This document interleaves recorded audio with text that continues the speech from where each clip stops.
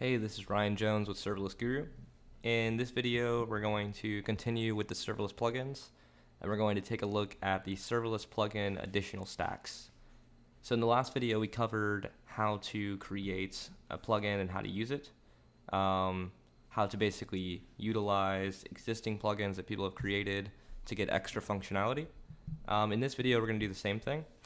So what we're going to do first is if you go to Google and you search for serverless plugin additional stacks, we're then going to take a look at this GitHub repository.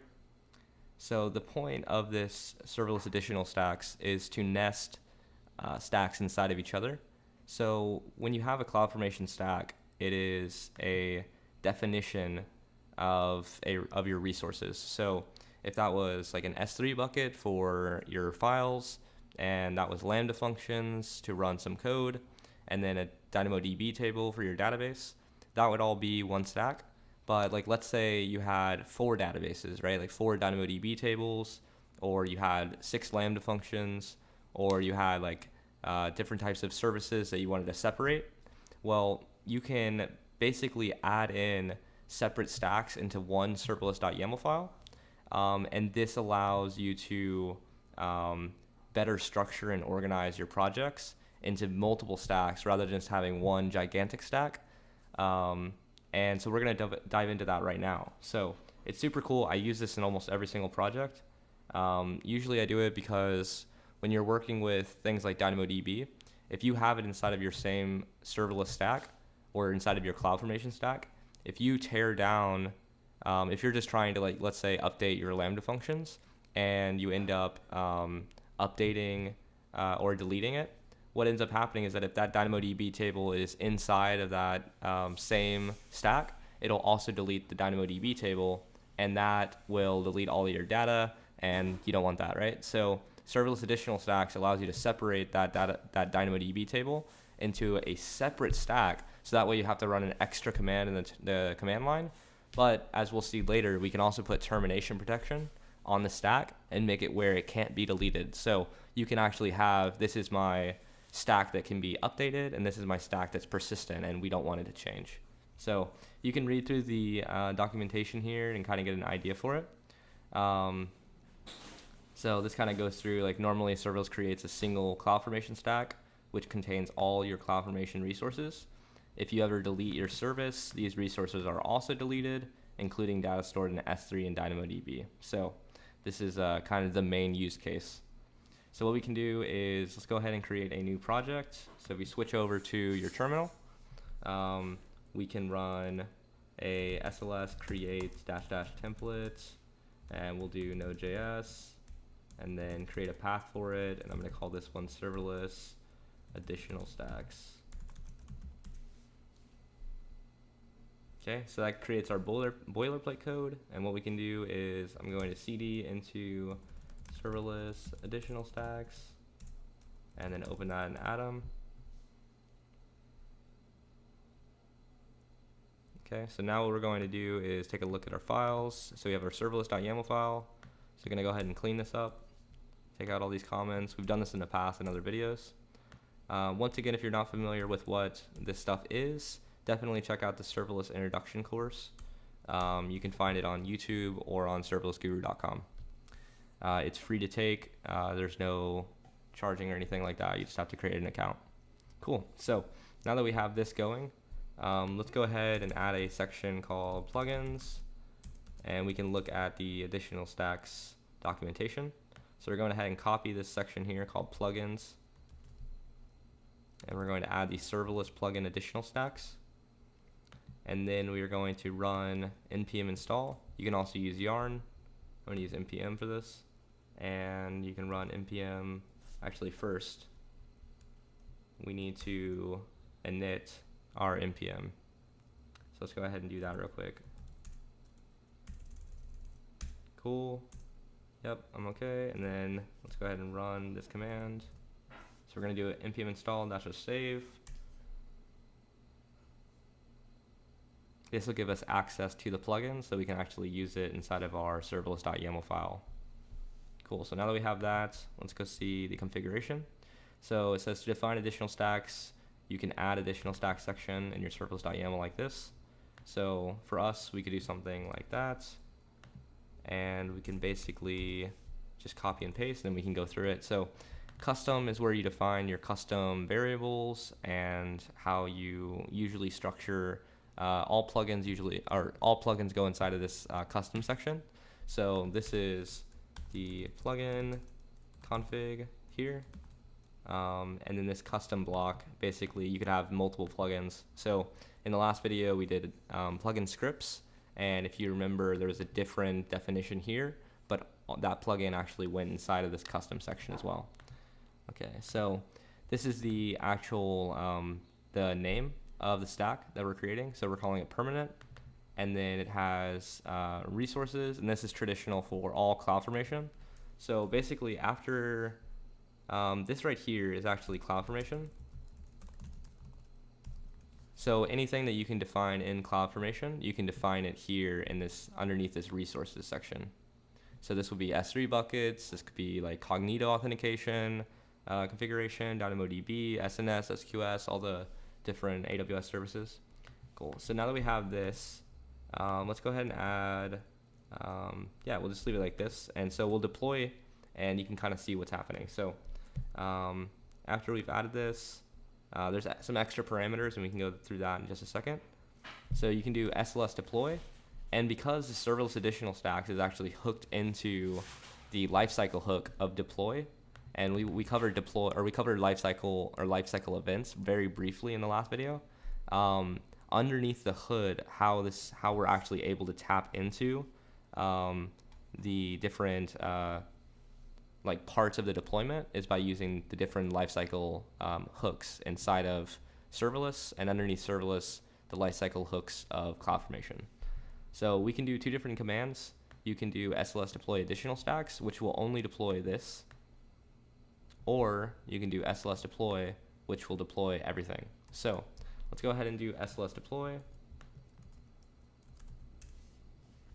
And so what it's going to do is it's going to use default values. So it's going to deploy it to US East 1, and the state is going to be defaulted as dev. So you'll be able to see that after it creates a summary. But all this is going to do is going to create a Lambda function right here, which is in our handler.js.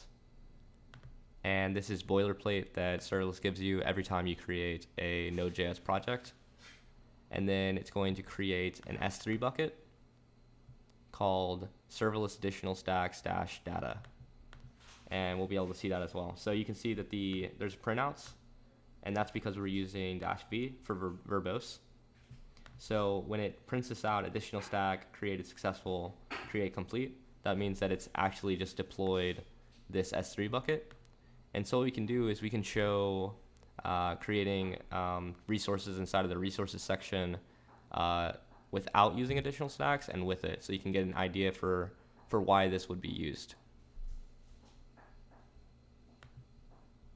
And once again, if you don't have serverless set up or the command line tools that you need, you can watch the serverless introduction video. The first video in that course actually goes through setting up your AWS account, creating an IAM user that gives serverless permission to deploy, and all that stuff. So definitely check that out if you're just now seeing this.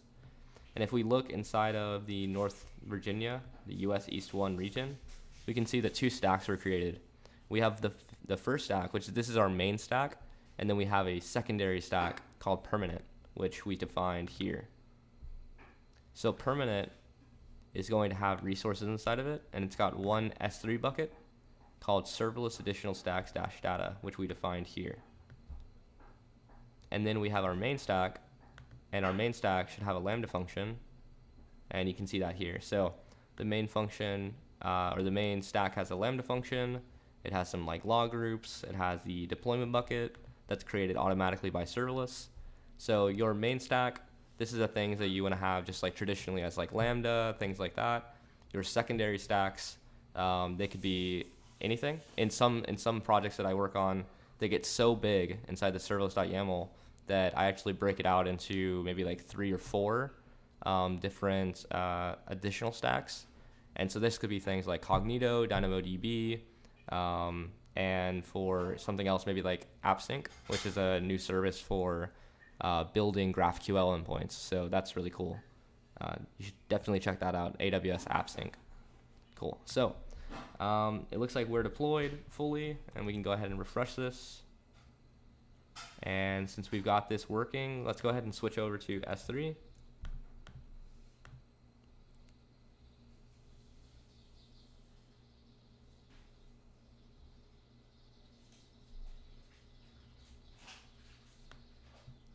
And what we're going to do is grab this serverless additional stacks data, and you can see that here, that we have this deployed. Cool, so now that all this is working, let's go ahead and go back, and we'll add a section down here called resources, and then resources. And so you should see something very similar.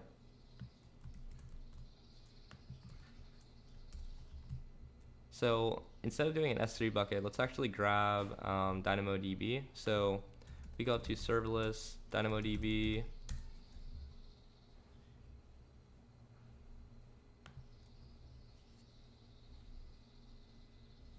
search for dynamodb.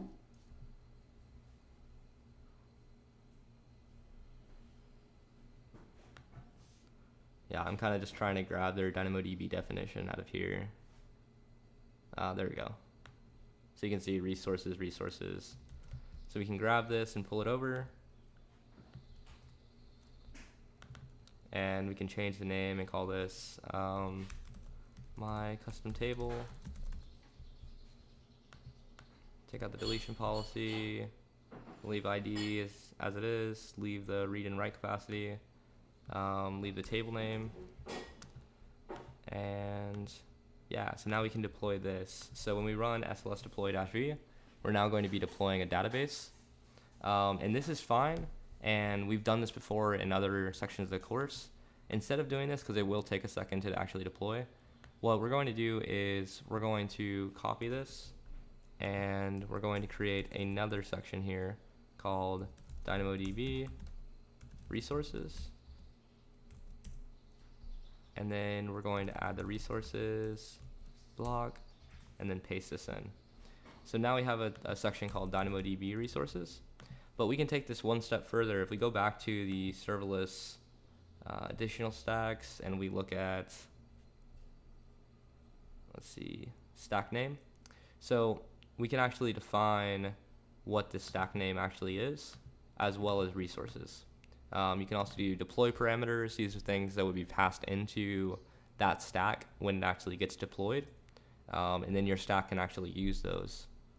So that's also cool. So let's look at this. So deploy after. So you have two options. You can deploy before or you can deploy after. This is really useful for doing things like, let's say that the resource that you're creating, it relies on that being already deployed before you can do something else. And so if you had, like, let's say you had an SQS like queue and you're deploying that, you would then have an additional stack that deploys after, because you want the SQS to be deployed first, and then you want this secondary thing to come after it because it relies on it. So you can use before or after. It's really handy. It's extremely handy because yeah, it basically, if you need to deploy an additional stack after other CloudFormation resources, it's as easy as just adding deploy after before, and that flag will tell serverless during the deployment when to actually run your resources. So let's go ahead and add this stack name, and we can add that here. And so we're going to call this one $self-service, and then we're going to give it a name called dynamo. Oh, let's put that wrong. DynamoDB resources. Actually, we'll just call it DynamoDB because that's a little bit cleaner. Cool. So now we have two stacks. We have the permanent stack and we have the DynamoDB resources stack. And then we have our function down here. And we're actually going to comment this out. So let's go ahead and run this one more time. Usually what will happen is I usually don't take too many things inside of this resources section inside of the main core. I usually use the core or the main stack to define my Lambda functions. It's very rare that I actually use this stack here to define anything more than the lambdas. If there is some conflict with how CloudFormation or serverless is actually constructing this, then I will use some resource definitions there. But most of the time, I create a separate stack like this: Serverless Additional Stacks, DynamoDB, and this DynamoDB stack would now have my table, and I kind of break it apart like that. So inside of this DynamoDB stack, you could have things like a DynamoDB IAM role or user, not user, but policy. So you could actually do things with that DynamoDB. So what would happen is that you could define a IAM role inside of this stack as well as the table, and then you could output the IAM role ARN, and that's kind of the unique address on AWS. So that then inside of your main stack or inside of even another stack, you could actually run this. So it's you could actually use the output of that. So this is what I'm referring to right now. We haven't really talked about. It's called CloudFormation output.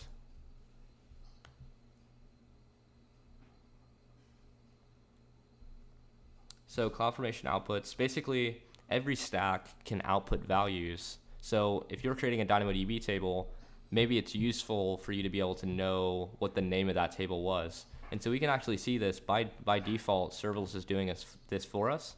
So you can click on this outputs and you can see it's actually coming back with the bucket name. And it's also coming back with the Lambda function ARN. And so because of that, we're able to actually call these keys inside of our serverless.yaml, and then we can actually reference it directly from the stack. So that's something that's really cool about serverless and about CloudFormation, is that everything kind of works together. So yeah, that's just like one big thing, is that outputs can basically be grabbed at any point from any other deployments and then used. So it looks like we deployed this successfully. So let's go ahead and take a look at the stacks. And so now we have 3 stacks. We have permanent, which has our S3 bucket. We have our core, our main stack, which has our Lambda function definitions. And we have our DynamoDB stack, which has our table. So we can see that there's no outputs because we haven't defined that. And then we have resources. So resources, this is our logical ID, which is my custom table, which we did here. And then we have our physical ID, and we have our definition, and it's created. So if we switch over to the DynamoDB section, so we go over to the DynamoDB service, we can see that we have one table called Serverless Additional Stacks DynamoDB, and there's our ID. So everything is connected and deployed. If you'll also notice, you see this name. So if you don't specify a name, basically serverless and or CloudFormation, they both do it, will actually create a custom name for you. So this is something that's done, and this is actually CloudFormation that's doing this. So if you don't specify a name, so if you don't put like table name, which we could have like here, like table name. If you don't have that, it'll automatically generate a table name based on the name of your service, and then it'll actually do, so this is the stack name, this is the logical ID, and this is just a custom unique value at the end to make sure that it's like a unique deployment. This is really useful when you're trying to deploy very generic resources over and over again. You don't want to specify the name because then you have like manual, like human intervention. If everything is being generated with a unique ID and all of it's working together through outputs and exports or outputs and imports, then you can basically specify your entire application and then instantly rebuild it. So this could be things like you have a website that you create and everything builds out, the database, the functions, the website deployment, everything. And then you want to be like, oh, I have client A, B, and C. They all need websites. Well, you just go, bam, here's a website, here's a website, here's a website. Full functionality, DynamoDB, dynamic. It could even have static web hosting, which we'll get into in future videos when we're talking about plugins. So this is the end of this video. I hope this was useful. Serverless Additional Stacks is very powerful, and anytime that you run into something like you want to deploy DynamoDB, definitely take a look at this, because this allows you to do things like right now, the last thing that we'll show is actually removing the stack. So this is the most crucial part. When you run SLS remove -v, what I'm actually removing is not these additional stacks. I'm actually only removing the Lambda function. I'm only removing, if we look back in the CloudFormation stacks, I just removed the core stack, or the main stack, but we still have DynamoDB and permanent. So to actually remove that, we have to run a separate command, which we can see inside of the serverless plugins repo. And these are some extra commands that you can run. If you want to deploy a specific stack, you can run --stack, or you can run an SLS deploy without doing the additional stacks. So what we're going to do is we're not going to specify a specific stack. We're going to remove all stacks. So we'll say SLS remove additional stacks, and then do -v. Now this is going to run through permanent, and it's going to delete permanent, and it's going to run through DynamoDB resources, and it's going to delete all the resources that we specified inside of that stack. And if we look inside of the CloudFormation console, we should see these things start taking place. So the permanent stack with our S3 bucket is already deleted, and this one is still delete in progress.